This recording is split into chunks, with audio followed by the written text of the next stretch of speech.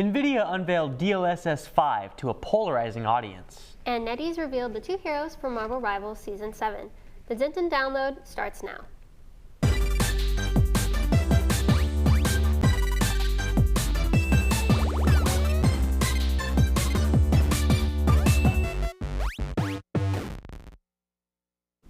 Good afternoon, I'm Marty Bratcher. And I'm Christian Bursuch.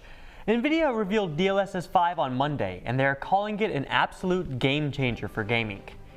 Jensen Huang, CEO of NVIDIA, said DLSS 5 is the GBT moment for graphics, blending handcrafted rendering with generative AI to deliver a dramatic leap in visual realism while preserving the control artists need for creative expression. The new technology uses AI to assume how certain features in-game would look if they were more photorealistic. Although DLSS 5 sounds great in words, the majority of gamers have made it clear that they are not interested in the so-called upgrade, quickly pointing out how uncanny the AI technology looks. Hong said criticisms of DLSS 5 are completely wrong. DLSS 5 is set to launch this fall. I've seen so many people poking fun at it, and obviously it's a little bit exaggerated, but in my opinion, not that much. You know, the one thing that I'll defend it for, because one thing, I think it looks horrendous in most cases, but it does make old games that are like way outaged look at least semi-modern, and I think for kids nowadays, that'll be cool for them to see. But Niantic Spatial, an AI company under Niantic, is using data collected from Pokemon Go players to train delivery robots. 30 billion images of buildings and landmarks documented by players are being used to build an accurate model of cities for Coco Robotics delivery robot, Coco. Coco's biggest problem is a weak GPS signal in cities where radio waves can bounce off large buildings. The data collected from Pokemon Go allows Coco to navigate without GPS. Coco delivery robots can be seen in Los Angeles, Chicago, Jersey City, Miami, and Helsinki. Pokemon Go was created in 2016 by Niantic in partnership with Nintendo and the Pokemon Company. Nintendo has sued the U.S. government over unlawful tariffs, joining more than 1,000 companies demanding a refund with interest. Despite many fans initially believing the lawsuit was over the use of Pokemon Pokopia in a White House post, Nintendo is going after the U.S. government for tariffs that cost the company billions of dollars during the recent launch of its Nintendo Switch 2 console. In 2025, the tariffs delayed the release of the Nintendo Switch 2 in the U.S. and Canada. Nintendo also raised prices on their hardware to make up for the tariff costs. Tech giant NVIDIA is making new moves to boost artificial intelligence. On Monday, the company announced a number of hardware and software upgrades to encourage the development of AI agents. The goal is for those agents to perform tasks for users. The announcement from CEO Jensen Huang came during the chipmakers' annual conference in San Jose, California. NVIDIA says some of its upgrades will benefit OpenClaw, an AI platform that executes tasks and acts as a personal assistant. Huang told conference goers the hype around AI and NVIDIA can be long-lasting. He said computing demand will keep growing. NetEase has revealed Season 7 of Marvel Rivals, titled The Hunt is On, along with balance changes and adjustments to the way ranked games ban heroes. Season 7 kicks off on March 20th and adds White Fox to the game as a support. According to NetEase Games, White Fox wields the power of her Kumino, the nine-tailed fox, bloodline alongside Swift's martial arts, adapting her combat style to fit any battle situation. She can use Yowo Gusel, fox marbles, to heal allies and damage enemies, absorb and store Kumino energy, and then unleash it to buff teammates and charm foes. NetEase also unveiled Black Cat, who will be joining the game during the season's mid-season update. They have yet to reveal what role she'll play, although controversially, I think she's going to be a tank, which I'm not very happy to hear. You actually think she will be? I mean, the posters in the background of the trailer say that she is 7'2". That is not DPS or support height, I'll tell you that. I don't know. She's giving DPS to me. I don't know. We'll see. We'll see soon. We'll see. After years of rumors and speculation, Sony and Marvel have finally released the first trailer for Spider-Man: Brand New Day. Although Tom Holland had already appeared in more films of Spider-Man than any other actor, he now has more solo Spider-Man films than any of his peers as well. The trailer drops us right where we left off, with Peter Parker, now watching Ned and MJ from afar after the events of Spider-Man No Way Home. But what's up with Peter's powers, and can the Hulk fix it? Why is the Punisher here? And the question on everyone's mind, who the heck is Sadie Sink playing? I'm really excited to see all these, like the Punisher. I didn't know the Punisher was going to be in there. And Sadie Sink. Yeah. We love Sadie Sink. The Switch 2 has just received a massive upgrade via its latest update. Nintendo's newest software upgrade, 22.0.0, has added a new feature called Handheld Mode Boost. This setting, which users can find under Nintendo Switch software handling in the system menu, makes the Switch 2's handheld mode replicate the Switch 1's docked mode when running compatible Switch 1 games. While the Switch 2 has a 1080p built-in display, Switch 1 games have run at 720p when playing in handheld mode because the original Switch only had a 720p screen. Handheld Mode Boost overrides this legacy setting to bring Switch 1 games up to 1080p while in handheld mode, drawing the improved power of the Switch 2 over its predecessor. Update 22.0.0 brings with it several other improvements to the Switch 2's accessibility in online play. Users can now save notes about others on their friend list, it's now easier to invite others to game chat sessions, and there's now more language and text-to-speech support. Yeah, I mean, that's a great feature for the Switch 2. The Switch 1 was a very behind its time in terms of power.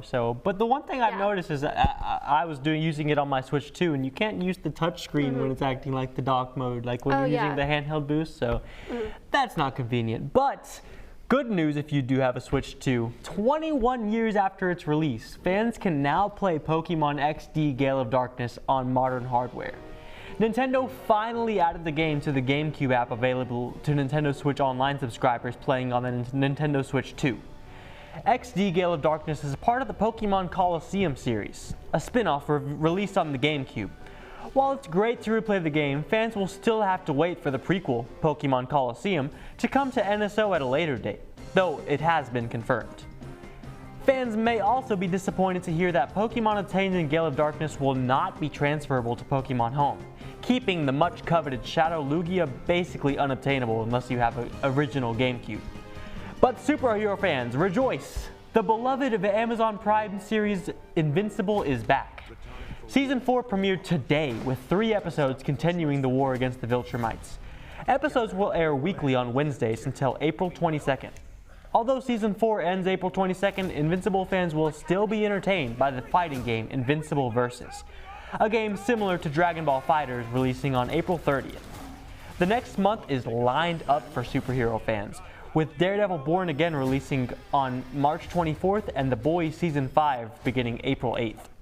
Bandai Namco teased the announcement of a new RPG earlier this month, and we now know that the title arrives this July and is tied to the popular Sword Art Online franchise, with the reveal of Echoes of Aincrad. The game unfolds in the floating castle of Aincrad, with players controlling a customizable hero who is one of many souls trapped in the world, similar to the anime franchise it is a part of.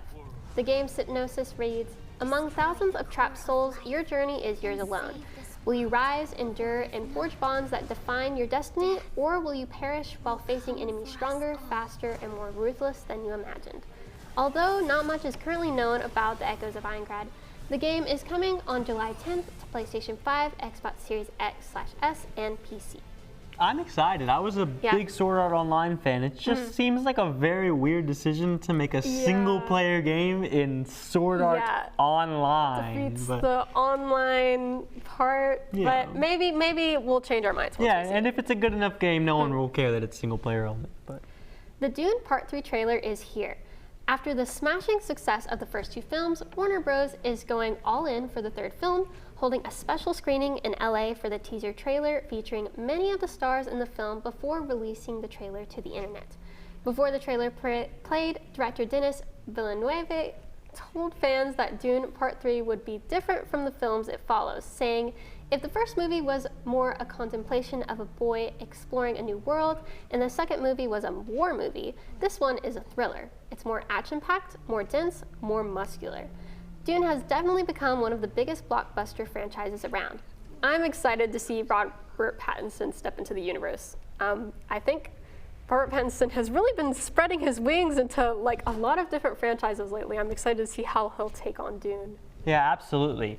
Death Stranding 2 on the Beach is set to arrive for PC tomorrow, less than a year after the game's original arrival on PS5.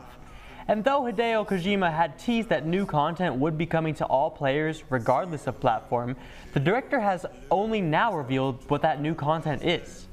Kojima has confirmed that players can expect a slew of new features for Death Stranding 2 on the Beach later this week, including a harder difficulty mode, replayable boss fights, and a new live-action cutscenes that were initially cut from the PlayStation 5 release.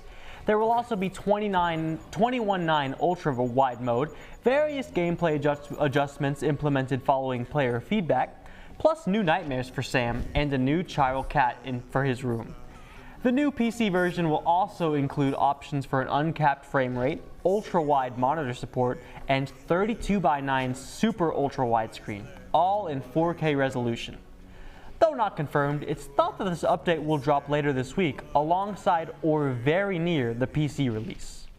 After months of speculation about a PS5 release for Starfield, Bethesda has finally announced the release date, April 7th, along with Starfield's biggest free update yet.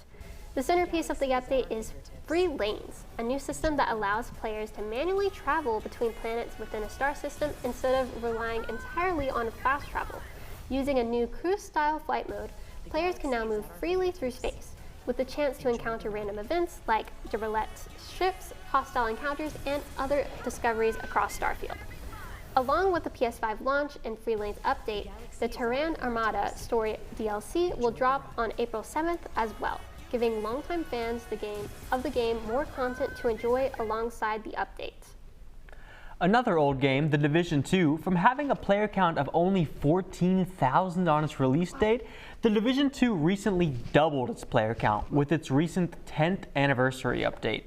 The update features improved lighting and graphics, exclusive limited time items to collect, crossover skins from other Tom Clancy titles, and a brand new game mode for The Division, Realism.